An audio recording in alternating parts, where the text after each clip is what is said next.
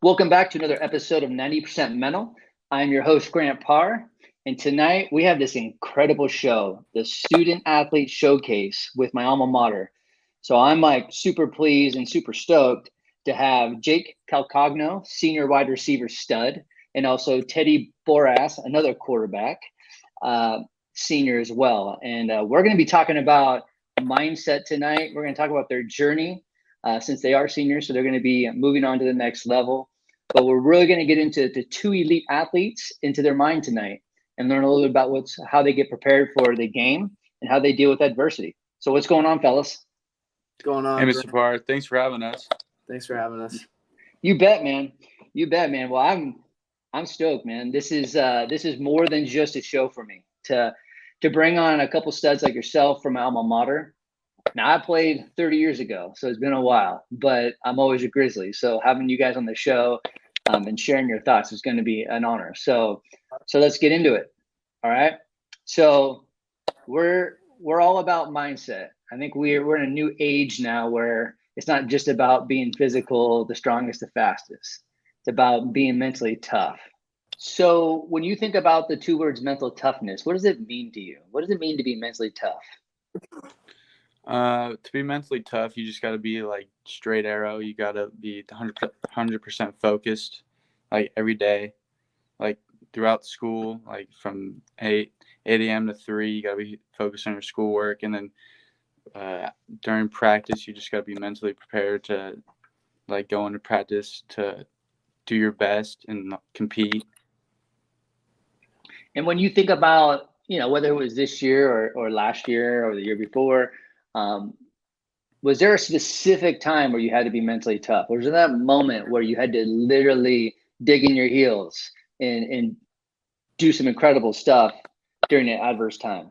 Yeah, there was definitely a couple times like during quarantine and like all the COVID year where like you would wake up and go on your Zoom meeting and then go to practice, and it was hard because like everything was different from years past. So I definitely had to be mentally tough, just have the ability and just like stay focused on like the goals and the plan that you set yourself before the COVID season and before quarantine, because some people's like mindset changed, and the hardest thing was just to keep the same mindset that you had before. Yeah. And so when you go through COVID and you go through even this year, you guys lit it up this year. And then there was a couple games that were pretty tough for you guys. But how did you, when we talk about being mentally tough, it's about staying focused in the moment. So when you deal with a big loss, right? Or you throw a pick, and I don't know if you had any pick sixes, but let's just say you throw a pick. How do you get back into the moment and deal with that and be mentally tough? Yeah, I definitely threw a pick six, but I can't remember. I'll bring an example in like Monte Vista. We were down for like 7-0 or 14-0, and our offense wasn't gearing up, and I threw a pick, and the crowd was yelling like overrated, and like we were down, like no one had the hope. And so when you come to the sideline, you kind of just have to like take a deep breath and just like go to your guys and tell them that it's all good, it's all going to be okay, and then kind of just like regroup and like come back with another game plan to attack.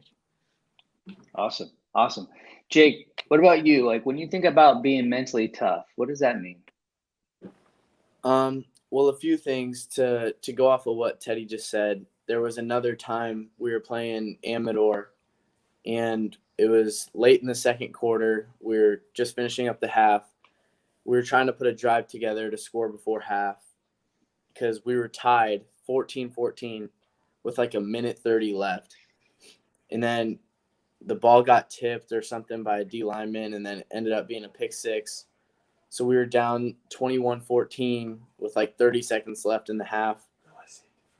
And then we flushed it as soon as we went to the sideline, and then put a drive together in 30 seconds and scored to tie it up again at half. And it was a huge momentum changer. So I think for me, being mentally tough is just flushing the bad things after they happen, and just like pushing through barriers that like stand in your way sometimes when things can get hard. And just like, for one, always like believing like in yourself. And like personally, I think like I'm really blessed. Like in any situation, like I really think like, okay, things can always be worse than they are right now. So like on the sideline, I'm also thinking that like I'm just never losing hope. It's awesome, man. It's awesome. And I'll add some commentary to this. When I think about, being mentally tough, it's about conquering the emotional hurricane. When you think about the moment, like that moment in the game, that crucial moment where someone's calling you overrated or, pick sick, all these things that can come up that get you distracted. How do you get in the middle of that eye of the hurricane, right? How do you get into it and get super calm and not get swooped up into that emotional hurricane, right? So being mentally tough is training ourselves to be so present, no matter what energy, thoughts, people saying stuff, bad calls, even bad play calling, that doesn't affect us. We can still stay focused in that emotional hurricane and be mentally tough. So it seems like you guys exude that, right? So I'm gonna ask this another question because I'm a alma mater and I'm definitely a big fan of Grizzly Nation. So we're gonna tap into a little bit of your culture and your pride there. So what's it like being a Grizzly? What's it like for you? Being a Grizzly, it was hard at first because we're kind of, I would say, like the middle child of the league within like SRV and Monte Vista, and we, I don't know, we have good. There's been good seasons in the past, but like nobody's done something special. So I feel like being a Grizzly, like you always got to carry a chip on your shoulder, like. Yeah, absolutely. Jake, what's it like just to wear the orange and black, man? Like when you're done putting on that uniform, you're ready to go. What's it like representing the colors? Yeah, well, personally, I take a lot of pride in wearing the orange and black. Like Teddy said, it is kind of like we're the middle child. Like that's a good way to put it. I feel like a lot of times, the Cal Grizzlies are, in a way, like underappreciated. Like we're just like underrated, kind of. Like going into seasons, no one really expects us to make playoffs or like win in the playoffs, but we got it done this year. Didn't go as far as we would like to, but definitely when I put on the orange and black jersey, I leave it all on the field. I at least try to. Well, and so this is really interesting because 30 years ago when I played, same thing. People, they always thought that we were at the bottom of the bucket. They didn't think about us, being a competitor. So it fueled our motivation, and we did have a chip on our shoulder. And and there was a lot of us that had the opportunity to transfer to go to De La Salle, to go to San Ramon, Monte Vista, we want to do. And at the time, Foothill and Amador were really good as well. So, but we didn't do that. Like we stayed because we wanted to make Cal High good. We stayed because we believed in changing the culture, and it felt good, man. Like it felt good to win together, and it felt good to lose together, even though losing sucks. But it felt good that our brothers were all on the same page and striving for a common goal. So, would you guys say that having that stigma of you guys not being that great, guys not going to probably make the playoffs, was that like the motivation to really pull together? And actually, your senior year was great. It was really good. So do you think that was the motivation? Yeah, I think I can speak for a lot of people on the team when I say we like proving people wrong, and especially like with no one expecting us to have a winning record and everything. It felt good to do it. And the Grizzlies, we we put a lot of time into the season and effort, like on and off the field. Like we really grew as like a brotherhood during the season, because like not every guy knew each other like brothers when we first started, but I feel like as we got towards the end of the season, we were all like one big family, and that's kind of how the season went the way it went. Absolutely. So Teddy, when you think about this year, I know you've shared a little bit about this year, but when you think about your proudest moment for this year, what would you think your proudest moment was? My proudest moment, I would probably say it might be for Jake too. I don't know, but senior night, we came through adversity. Like Jake said, we were down. Well, we were up 21-14 at the half, but we were tied up, and it was definitely a battle going to halftime. Like we knew they weren't going to stop, and we knew like our offense, we had to score every single possession. So me and Jake, I'm pretty sure we had like 3 second half touchdowns, and my cousin came back from the Air Force, and I didn't see him for like 2 years, and I knew that going into the week. So like I had to be mentally prepared. I didn't want to make a mistake. I got into halftime, threw an unfortunate pick, and that kind of just fueled like my motivation, my mentality. Like I'm not making another mistake, and we're winning this ball game. Awesome. Cool. What about you, Jake? What was your proudest moment? Teddy had a good one with the Amador game. That was probably my best game, like stats wise. But for me, it was the first time we played Clayton Valley. Pretty much like Clayton Valley's offense is they like to run the ball a lot, so we didn't get too many possessions on offense. And then they had the lead with, I'd say, 1:30 left. And then they had scored with 1:30 left. So we were down like 19-14. Yeah, we're down 6. We were down 6. Or no, we were down 5. Yeah, there you go. We were down 5 with 1:30 left, and we had to drive down the field. And 19-13. Okay, yeah, it was 19-13. I just got the confirmation. 19-13, and we had to drive like 70 yards to score for the win. And we ended up doing that with like just a couple of clutch catches from me and Dom Tuyor and Nabi Wahab. And then Teddy threw me the game-winning touchdown. I ran a double move corner post in the back of the end zone, and we scored with like 10 seconds left. So, and then like, wow. Obviously it was a crazy environment, and I watched it over on film, and you could just see the crowd like jumping up and down. And like a bunch of my friends sent me the video after the game because they were like on the sideline, and then our whole team was just jumping up and down celebrating. So that was like the funnest and like most memorable part for me during the season. I always smile talking about it because I'm just reliving it in my head. Oh man, it's priceless. Those are the moments that make not only sports but football so special, man. Like, yeah, where you can go back. Like, you'll be my age one day, and you're never gonna forget that moment, and all the other moments too. But that moment, right? You brought up, and also it's pretty cool how you lit up. Like, you know how special that is, where you can have something make you smile. I love that stuff.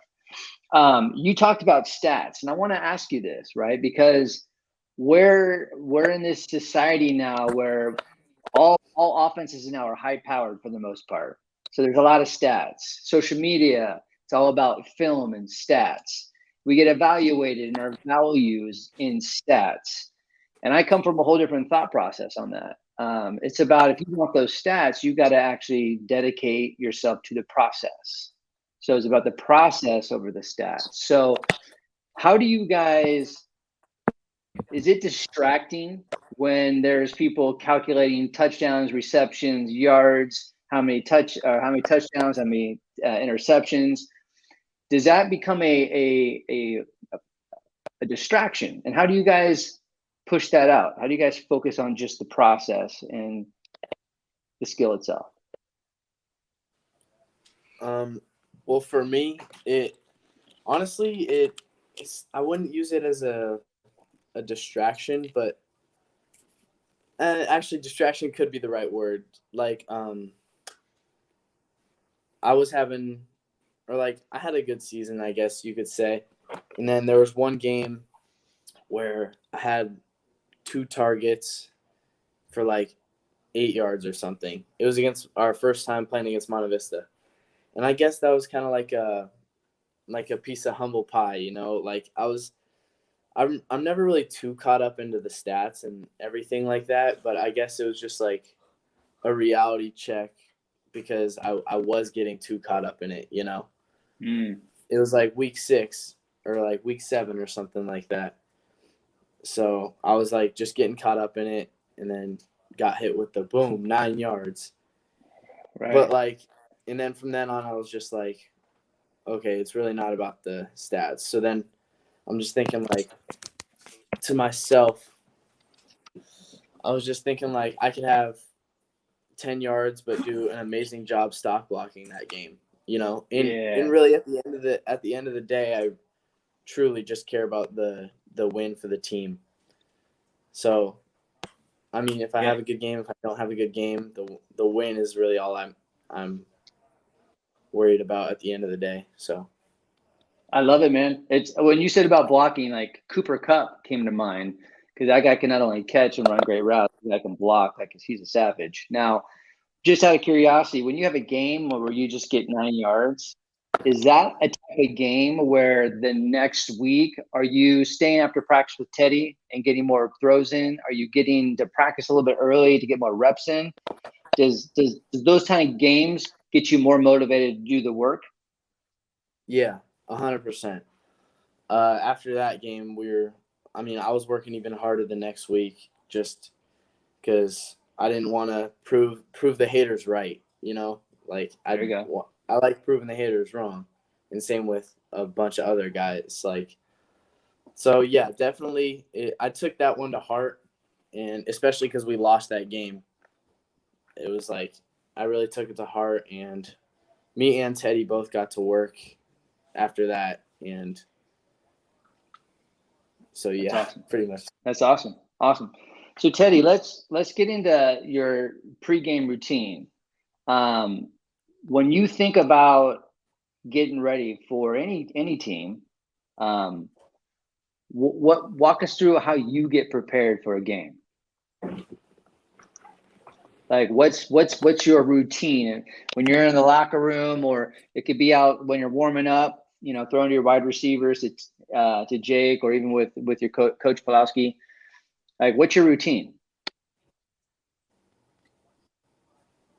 I would say like when you asked Jake the stat question, like you can have a game where you think you did well, and then you look back on the film and the stats and then see, oh, well, we could have done something better. So I think film on Saturday mornings, and then getting mentally like ready for practice on Monday, and then coming to practice, watching film again, and then drawing up new plays with Coach Pulaski and Coach. And Monday is kind of just like more of a mental day for Cal High. So like Monday, we kind of just set what we're gonna do to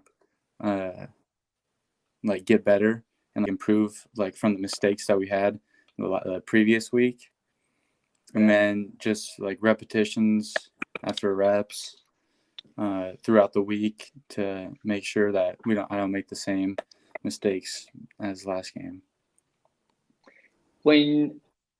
That's awesome how you walked us through that whole week of preparation. When you're in the locker room, right? that's a lot of time where the team is together. There's a lot of energy, there's a lot of connection going on. What's going on in your head? Is there anything that you do, call it ritual or not, but is there anything that you do to get you prepared? And the reason why I ask that question is because all the way through Pop Warner to my very last game in Division II football, every time that I put my pads on, and the last thing that I put on is my towel that I would tuck in my belt and hang it over. As soon as I would do that, I would look in the mirror every time, and it was like, that's the switch. I had to do that. And if I couldn't see it in a mirror, I had to literally, like, as soon as I put that towel on, it was game time. And then I don't care what kind of green grass it was. It could have been the field. It could have been maybe off to the side where we're warming up. As soon as I stepped on that green grass, it was game time. Like everything, life just got pushed away, and I immersed myself into the moment of being a quarterback, being an athlete. So when you think about your routine, getting prepared, getting locked in on game day, whether it's game day or before you actually leave that locker room, like what are some of the routines that you go through to get yourself locked in? Well, on Friday mornings, we wear our jerseys to school, so throw on the jersey, and like that already kind of puts me in the game day mood. But after school, we usually have like an hour and a half before we have to be back in the locker room. So I always go to Ike's Sandwiches with my best friend Alakai Afoa. He plays left tackle and D end. He was number 70. But me and him always go to Ike's Sandwiches and get the same exact thing every time. We get the Steph Curry with no tomatoes and extra yellow barbecue sauce. Yeah. Yeah.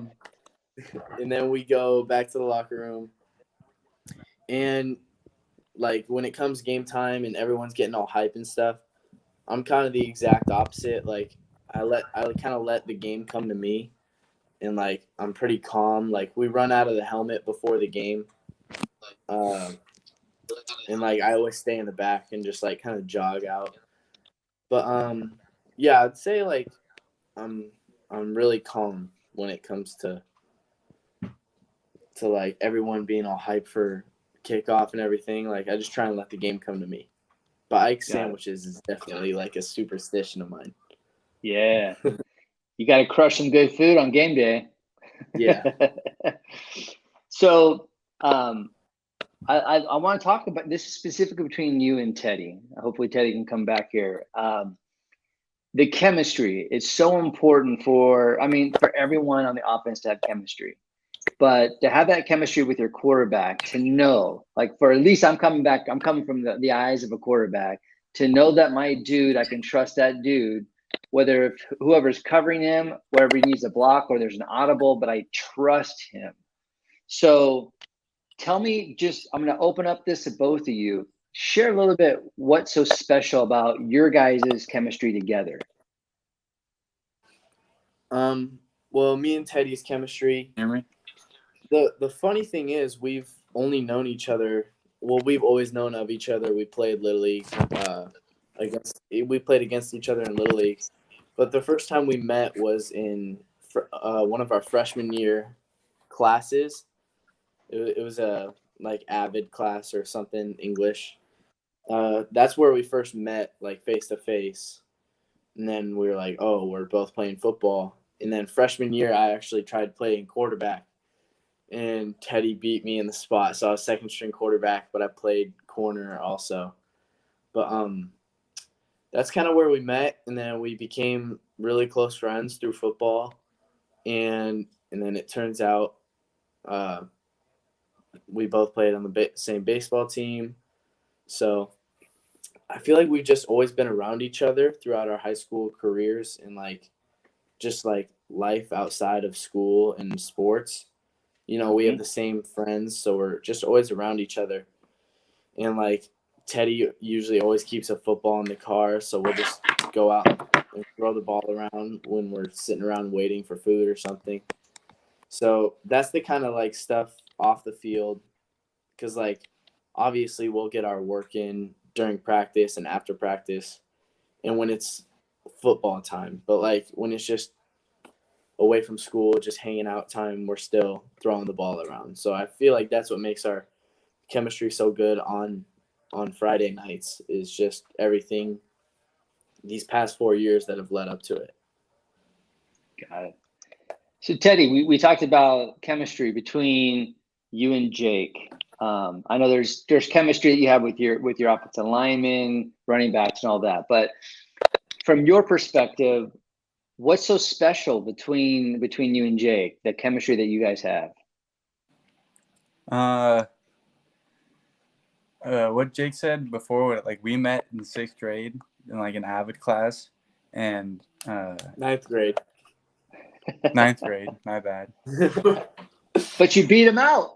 No, and then he went out for quarterback, and then I had an injury and then couldn't play, so then Jake took my spot. And then after the season, in our class, we had to write a letter, like to another person in the class, like about our future and like about our next 4 years, because in Avid they're talking about the next 4 years, like how you're gonna, like what's going on in your future, right? And he sent me a letter and said, if you ever slip up or you're out of the game, I'm right behind you, and I'm gonna take your position. I'm gonna take your spot. Like, I don't care. We're still gonna be friends, but like I'm taking your spot. And like right then, I knew like this kid's different. Like we'll go to the field like for 2-3 hours a day during COVID. Like he's a competitor, and I'm a competitor. And so when we met, like it was just perfect bond. And then going like sophomore, junior year, like if we weren't like throwing the ball around with Coach P, we were doing other stuff, hot tubbing, going out with some girls, just everything, just spending life with each other, like building a connection. So it's more than just football, man, and that's great, man. It's about, I think when we create a bond with people on our team, it's more than just on the field. It makes it more impactful when it's off the field as well. So that's cool, man. I want to talk about, trying to get you guys thinking about a one word here. Okay, so Jake, let me get you tagged up here. When you think about describing in one word, when you get a 40-yard plus bomb over the shoulder in stride for a touchdown, what's one word to describe that experience, that feeling? One word. Okay, probably thrilling. I don't know if that's a good word, but yeah, just like when I catch it and when I get into the end zone, like sometimes I'm just so amped up or like hyped up, I don't even know what to do. I'll give the ball to the ref, and then we're not allowed to celebrate, so I don't really be celebrating. But yeah, it's just exciting, and I always love like looking in the crowd after a big play and seeing them like cheering and stuff, and like chanting my name and stuff. It's honestly one of the best feelings in the world. Heck yeah, big time. That and winning a championship, man. Yeah, it's a special feeling. Now, Teddy, when you think about scrambling, rolling out of the pocket, right, seeing the field and threading the needle for a touchdown, describe one word. What's that like? What's that feeling like? Shoot, that's hard. I mean, thrilling was a good one. I feel like me and Jake have done it like a lot, so I would say like it's satisfying, because like we know we can do it. We know we can do every single play. So like when we hit a deep one, like when I scramble and thread the needle, it's satisfying. I don't know. Awesome. It's funny is Jake Plummer and I had a podcast, and we used to talk about this all the time. And my word was joyous, man. Man, when I throw a touchdown, it's full of joy. And when he would throw a touchdown, it's exhilarating. So all these, thrilling, satisfying, it all works, man. It's like, it's really hard when you work your butt off, your tail off, and you do something successful like throw a touchdown, it's unreal. Unreal. All right, couple more questions here before we sign out. Okay. So let's talk about your athletic profile. And what I mean by that, your attributes. Okay. Okay. So Jake, like when you think about your attributes, fast, maybe not you're small, shorter in stature, but you're fast, you're strong, great hands, reliable.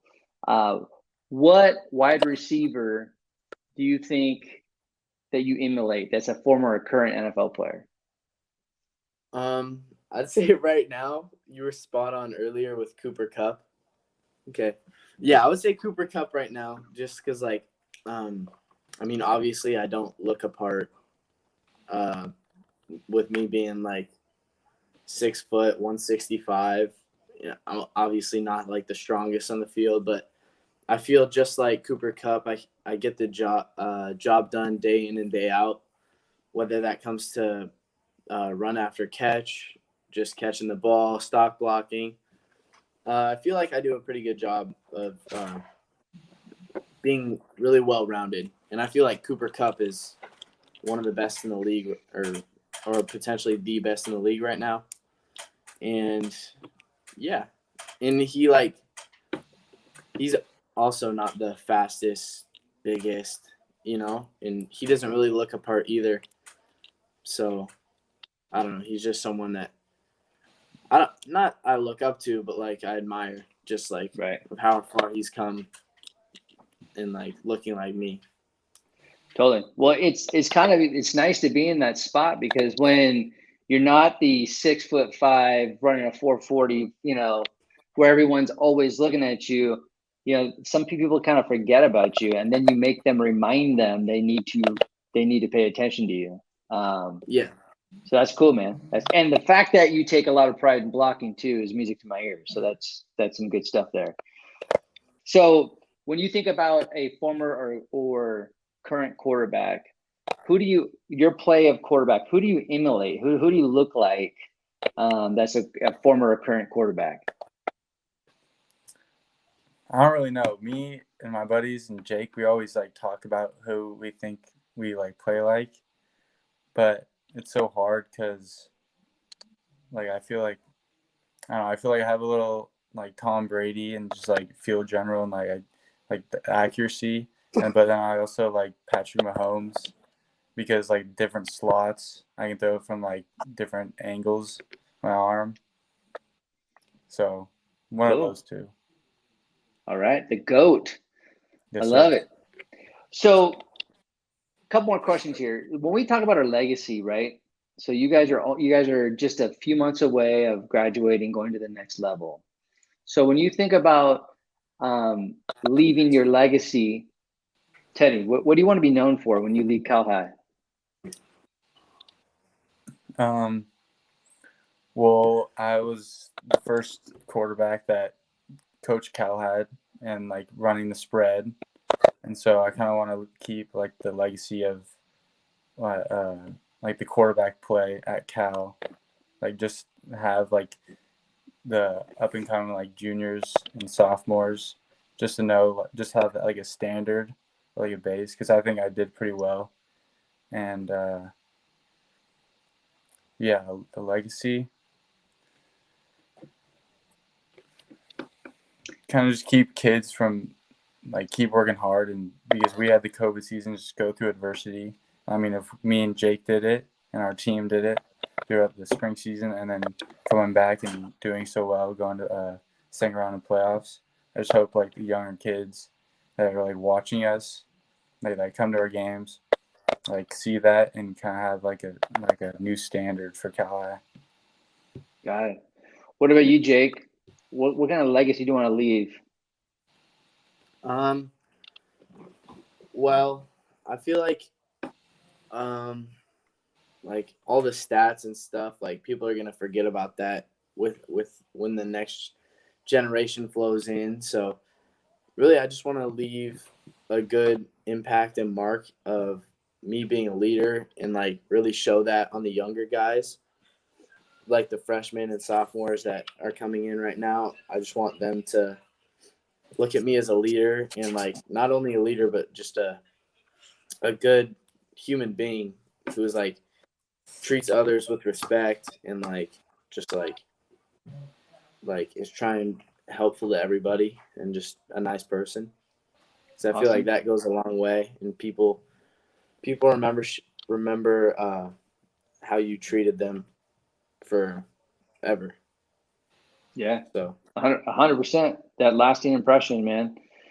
And so that's great, guys, man. Leaving our legacy, it does mean something. Especially when it doesn't mean that all about stats. It's about our character. It's about our intention, about our energy that we put not only into football, but into school and our relationships. So I do in the theme of legacy, right? Because there's hundreds and hundreds of incredible, not only athletes at Cal High, but football players. So I'm going to test you guys. Is there anybody that played in the previous teams or in the past teams, any studs that you look up to or appreciate their play, what they did for Cal High in the past? Testing you. I know a name that comes to mind for me is Gary Winschlag. When we were sophomores, he was a senior, and he's someone that like he was injured for most of his senior year, but like he was also kind of like me, except for he was stronger. Like he was in the weight room every single day. He was a hard worker, and he kind of took me under his wing and like taught me quite a few things. And he was just, like I said earlier, like he was a really nice person, and like he was just had a really good character and was helpful to anyone he could be helpful to. Yeah. And I looked up to him when I was younger, like 15 years old. But yeah, I mean, I still remember Gary. Okay. And I will forever. Awesome. Oh, he was a receiver too. I don't know if I mentioned that, but okay. Yeah. Well, that makes sense. Yeah. What about you, Teddy? I feel like I played varsity as a sophomore, and being around older guys, like I was 15 years old playing with like some of them were adults, and how they carry themselves like around school, and how they carry like the team, like as a senior you have your responsibility is to be a leader and to show the young guys like the way to keep the tradition and like the legacy going. I don't really have like one person from Cal that I like looked up to, because as a quarterback, like we didn't throw the ball much with Belichi, so I didn't know how like that would go, and Right. I didn't know the quarterbacks. I was new to the sport too, so. Got it. Yeah. You know, what's interesting, when I was playing, I remember back in the day, class of 86, it was the first team that actually went to the playoffs. Tom Reiner. I don't know if you ever heard of Tom Reiner, but Tom Reiner was a linebacker and running back, and he played at Missouri. And he played on the team that played in the fifth play, the only team that ever played in a college game that had 5 plays. And it was against Colorado, and he was the linebacker that actually stopped them on the 4th play. And Colorado went up to the line of scrimmage and just kept on playing, and so they got a fifth play and scored. So pretty interesting. But he was someone that I mentored, or someone who I looked up to and mentored me. Jason Bamer is another, just an incredible athlete that played at U of H. Another person, and there's tons of other incredible athletes that played for Cal High. And I think I think we all need to like honor each other for all the time that we spent and put in, right? So I want to, before we sign out here, and I appreciate you guys sharing your thoughts and your energy on your career and on the season. What do you think you guys learned the most about yourself? So think about that freshman year, right? Up until your senior year, what do you think you learned the most about yourself?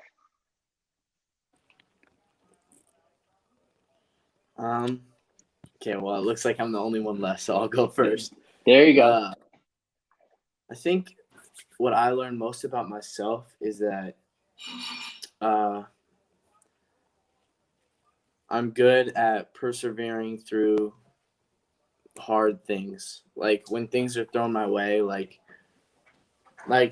I've been very blessed to have obviously Teddy as a great quarterback and my dad as the coach.